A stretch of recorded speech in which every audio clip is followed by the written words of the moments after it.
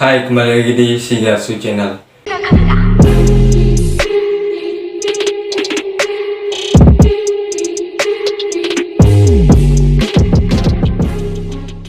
Baik, di video kali ini gue akan membahas sejarah perkembangan dari Pelabuhan Buleleng Singaraja.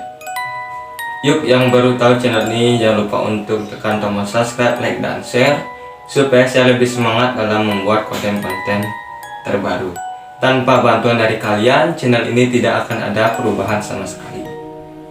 Tanpa banyak basa-basi, yuk kita mulai ke pembahasannya.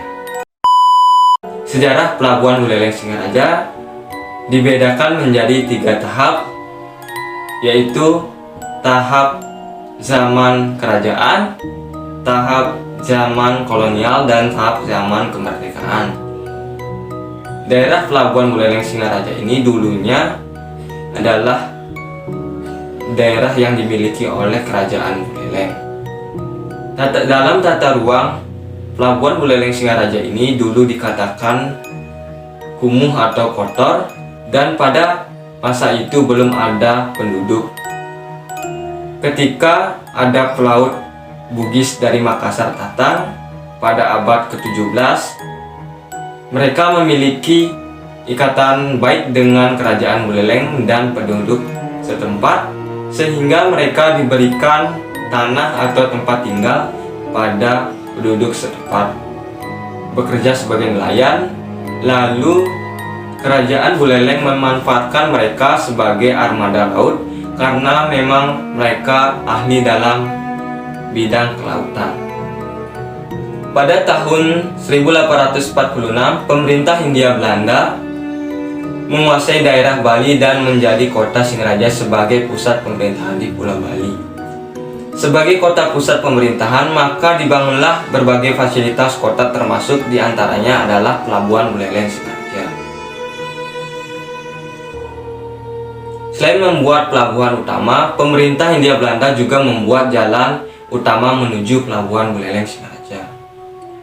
Pelabuhan Buleleng pada masa pemerintahan Hindia Belanda merupakan pintu gerbang Pulau Bali. Berbagai fasilitas Pelabuhan Buleleng seperti dermaga, gudang, pabean, jembatan, kantor, dan lain-lain, yang menyebabkan Sungai Buleleng dibangun di kawasan ini. Kawasan pelabuhan diutamakan sebagai kawasan pergudangan untuk distribusi barang.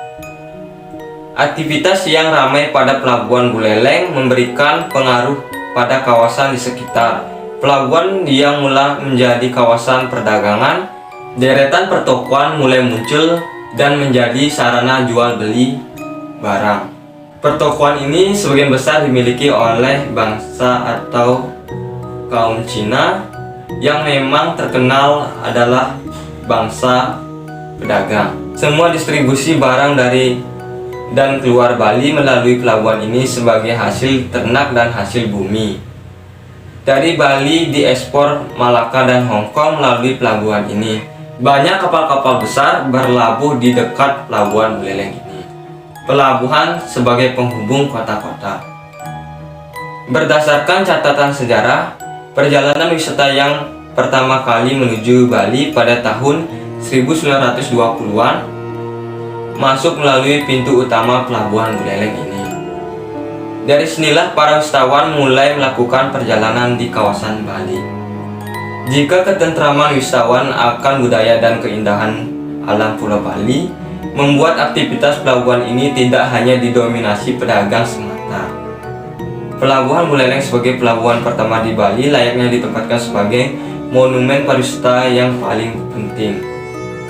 Pada masa kemerdekaan, Singaraja sempat menjadi ibu kota Kepulauan Sunda Kecil dan ibu kota Provinsi Bali sampai tahun 1958. Pada masa ini, pelabuhan ini menjadi pusat distribusi barang dari Bali ke NTT dan NTB dan begitu sebaliknya. Kemudian ibu kota Provinsi Bali dipindahkan ke Denpasar dan diikuti perpindahan pelabuhan utama Provinsi Bali ini merupakan awal dari menurunnya fungsi dari pelabuhan ini. Keterpurukan dari kawasan ini pada tahun 1970-an Selain kawasan ini tidak berfungsi, adanya abrasi dan kurangnya peduli masyarakat akan kebersihan membuat kawasan ini dijuluki sebagai pelabuhan sampah. Pelabuhan ini berada di sebelah muara sungai Buleleng, di mana masyarakat pada saat itu seenaknya atau sering membuang sampah di sungai tersebut hingga mengakibatkan mengendapnya atau membuat pelabuhan itu sangat kotor.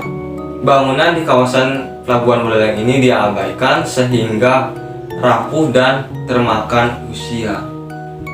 Pada tahun 1980-an, Bupati Buleleng mencanangkan program revitalisasi kawasan pelabuhan ini. Sejak saat ini, pelabuhan ini mulai mendapatkan perhatian serius. Sejak dicanangkan sebagai objek wisatawan yang selain menawarkan keindahan alam, juga nilai sejarah kawasan ini telah banyak mengalami perubahan.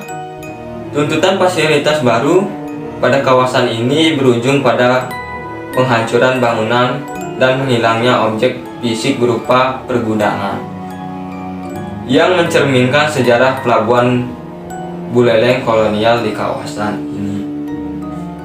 Baik, itu saja perkembangan sejarah Pelabuhan Buleleng. Kita ulang kembali sedikit dari pelajaran sejarah pada masa SMK ya guys. Karena kita itu harus tahu tentang sejarah dari negeri kita ini, supaya kita saat ditanya atau saat keluar negeri ditanya apa sejarah tentang bangunan ini dan ini, kita tidak mengetahui, kita yang malu sendiri dan kita bisa memalukan negeri kita sendiri. Baik, itu saja dari penjelasan sejarah perkembangan Pelabuhan Buleleng Singaraja. Karena sekarang Pelabuhan Buleleng itu menjadi tempat makan atau objek wisata. Baik, terima kasih yang sudah menonton video kali ini. Semoga kalian sehat selalu dan diberikan rezeki yang lancar. Bila ada kesalahan pengucapan ataupun kurangnya penjelasan pada video ini, saya mohon maaf. Sampai jumpa di video selanjutnya. Bye bye.